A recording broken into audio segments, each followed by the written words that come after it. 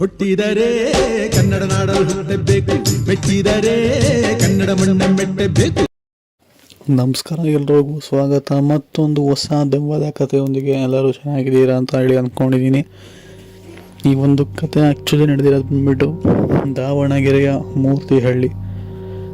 ಈ ಒಂದು ಊರು ಆಲ್ಮೋಸ್ಟ್ ದಾವಣಗೆರೆಯಲ್ಲಿ ವಾಸವಾಗಿರುವಂತಹ ಪ್ರತಿಯೊಬ್ಬ ವ್ಯಕ್ತಿಗೂ ಕೂಡ ಗೊತ್ತಿರುತ್ತೆ. ಯಾಕೆ ಅಂತಂದರೆ ಇದು ಅಂತ ಬಂದ್ಬಿಟ್ಟು ದಾವಣಗೆರೆಯ ಮೇನ್ ಬಸ್ ಸ್ಟ್ಯಾಂಡಿಂದ ಸುಮಾರು 4-5 ಕಿಲೋಮೀಟರ್ ಒಳಗಡೆ ಸಿಗುವಂತಹ ಒಂದು ಊರಿದು. ಈ ಒಂದು ಊರಲ್ಲಿ ಊರಲ್ಲೇ ನಡೆದಿರುವಂತಹ ಒಂದು ಘಟನೆ ಅಂತಲೇ ಹೇಳ್ಬೋದು. ಯಾಕೆ ಅಂತಂದರೆ ಬಸ್ ಸ್ಟ್ಯಾಂಡಿಂದ 4-5 ಕಿಲೋಮೀಟರ್ ದೂರ ಅಂತಂದರೆ ಆಬ್ವಿಯಸ್ಲಿ ಸಿಟಿಗೆ ಹತ್ತಿರ ಇರುವಂತಹ ಊರು. ಸೊ ಅಲ್ಲಿ ಒಂದು ಲಾಡ್ಜ್, ಆ ಲಾಡ್ಜ್ ಹೆಸರು ಹೇಳೋದಕ್ಕೆ ಹೋಗೋದಿಲ್ಲ, ಬಟ್ ಆ ಒಂದು ಲಾಡ್ಜಲ್ಲಿ ಆಗಿರುವಂತಹ ಘಟನೆ.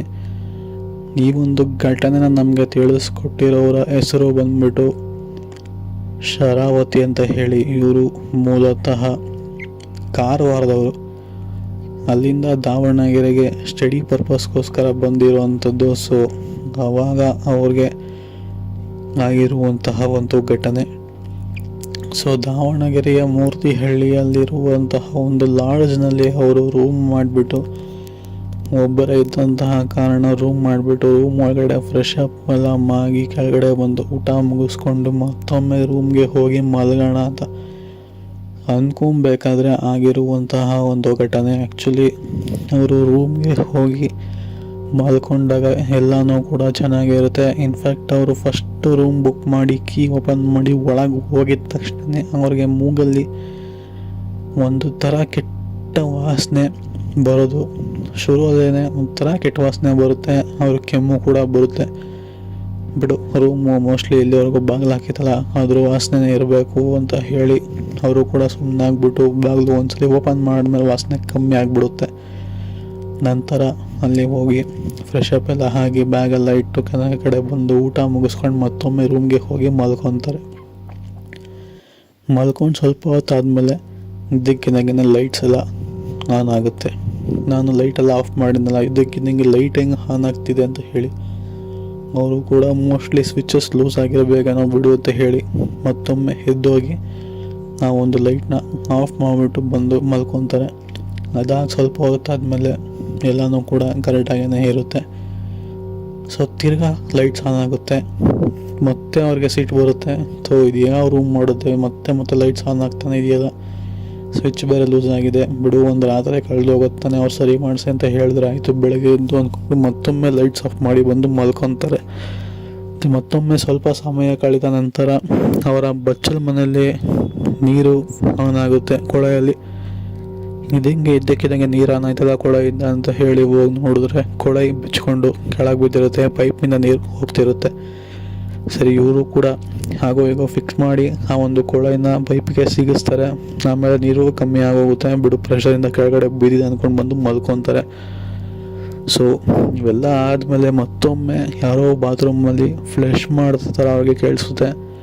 ಫ್ಲಶ್ ಹೆಂಗೆ ಮಾಡೋದಕ್ಕೆ ಸಾಧ್ಯ? ಇದ್ದಕ್ಕಿದ್ದಂಗೆ ಯಾರಿರ್ಬೋದು ಅಂತ ಹೋಗಿ ಚೆಕ್ ಮಾಡ್ತಾರೆ, ಯಾರೂ ಕೂಡ ಇರೋದಿಲ್ಲ. ಬಟ್ ಇವರು ರೂಮ್ಗೆ ಎಂಟ್ರಿ ಕೊಟ್ಟಾಗ ಯಾವ ಥರ ಒಂದು ಕೆಟ್ಟ ವಾಸನೆ ಬಂತಲ್ಲ, ಅದೇ ಥರ ಕೆಟ್ಟ ವಾಸನೆ ಅಲ್ಲೂ ಕೂಡ ಬರುತ್ತೆ. ಇವರು ಬಿಡು ಮೋಸ್ಟ್ಲಿ ಏನೋ ಆಗಿರಬೇಕು ಅಂದ್ಕೊಂಡು ಇವಾಗ ಅವ್ರಿಗೊಂದು ಸ್ವಲ್ಪ ಕೆಟ್ಟದಕ್ಕೆ ಶುರು ಆಗುತ್ತೆ. ಪೈಪ್ ಬಿತ್ತು ಪರವಾಗಿಲ್ಲ, ಬಟ್ ಫ್ಲಶ್ ಹೆಂಗೆ ಮಾಡೋದಕ್ಕೆ ಸಾಧ್ಯ? ಲೈಟ್ಸ್ ಬೇರೆ ಆವಾಗ ಆನ್ ಆಗ್ತಿದೆ ಅಂತ ಹೇಳಿ ಮತ್ತೊಮ್ಮೆ ಬಂದು ಮಲ್ಕೊತಾರೆ. ಎಲ್ಲನೂ ಚೆಕ್ ಮಾಡ್ಕೊಂಡು ಮತ್ತೊಮ್ಮೆ ಬಂದು ಮಲ್ಕೊತಾರೆ. ಇದ್ದಕ್ಕಿದ್ದಂಗೆ ಬಚ್ಚಲ ಮನೆಯಿಂದ ರೂಮ್ ಅಂದರೆ ಆ ಒಂದು ಡೋರ್ ಜೋರಾಗಿ ಹೊಡ್ಕೊಳ್ಳುತ್ತೆ. ಒಳಗಡೆ ಯಾರು ಲಾಕ್ ಆಗಿದ್ದಾರೇನೋ, ಆಚೆ ಕಡೆ ಬರೋಕ್ಕೆ ಪ್ರಯತ್ನ ಪಡ್ತಿದ್ದೀರೇನೋ, ಅಷ್ಟು ಜೋರಾಗಿ ದಬ ಅಂತ ಸೌಂಡ್ ಬರುತ್ತಾರಲ್ಲ ಶುರು ಆಗುತ್ತೆ ಅವರಿಗೆ. ಸೊ ಇದನ್ನೆಲ್ಲ ಗಮನಿಸಿದವರು ಯಾರೂ ಇಲ್ವಲ್ಲ ಬಚ್ಚಲ ಮನೇಲಿ, ಈ ಥರ ಶಬ್ದ ಯಾಕೆ ಆಗ್ತಿದೆ ಅಂತ ಹೇಳಿ ಗಾಬರಿ ಬೀಳ್ತಾರೆ. ಮತ್ತೊಮ್ಮೆ ಲೈಟ್ಸ್ ಆನ್ ಮಾಡಿ ನೋಡಿದಾಗ ಶಬ್ದ ಕಮ್ಮಿಯಾಗಿರುತ್ತೆ. ಇದೆಲ್ಲ ಮೋಸ್ಟ್ಲಿ ನಾನು ಭ್ರಮೆ ಇರಬೇಕು ಅಂತ ಹೇಳಿ ಲೈಟ್ಸ್ ಆಫ್ ಮಾಡೋಕ್ಕೆ ಅಂತ ಕನ್ನಡಿ ಹತ್ರ ಹೋಗ್ತಾರೆ. ಆವಾಗ ಅವರ ಹಿಂದೆಗಡೆ ಯಾವುದೋ ಒಂದು ಮುಖ ಕಂಡು ಬರುತ್ತೆ ಅವರಿಗೆ. ಈ ಒಂದು ಮುಖ ಸಡನ್ನಾಗಿ ಹಿಂದೆಗಡೆ ನೋಡ್ತಾರೆ, ಬಟ್ ಕಾಣೋದಿಲ್ಲ. ಕನ್ನಡಿಯಲ್ಲಿ ಮುಖ ಕಂಡು ಬರುತ್ತೆ.